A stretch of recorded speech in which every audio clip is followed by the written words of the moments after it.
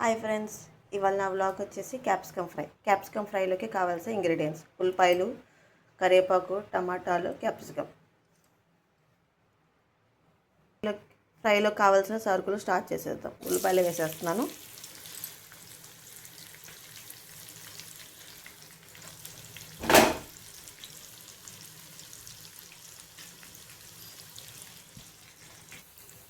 ఇదో ఫ్రెండ్స్, ఇలాగా ఏగిపోయినాయి. ఆ తర్వాత టమాటాలు వేయాలి.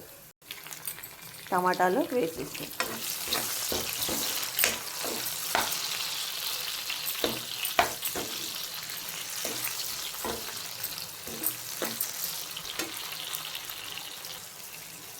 చూడండి ఫ్రెండ్స్, టమాటాలు ఏగిపోయినాయి. ఇప్పుడు నెక్స్ట్ క్యాప్సికమ్ వేద్దాం. క్యాప్సికమ్ వేసాను. ఇప్పుడు తిరగబెట్టాలి. కిందకి పైకి తిప్పితే తొందరగా మగ్గిపోతాయి. తొందరగా మగ్గడానికి ఏం చేయాలి? తగినంత ఉప్పు వేయాలి. చూడండి, ఏగిపోతున్నాయి. ఇప్పుడు చూడు, కొంచెం కొంచెంగా కలర్గా మాడిపోతుంది.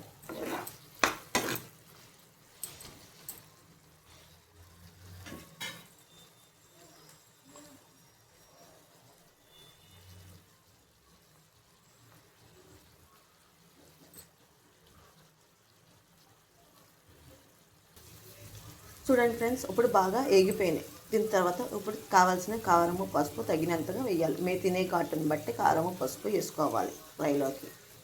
ఏదో ఫ్రెండ్స్, కారము, పసుపు వేసాను. ఇప్పుడు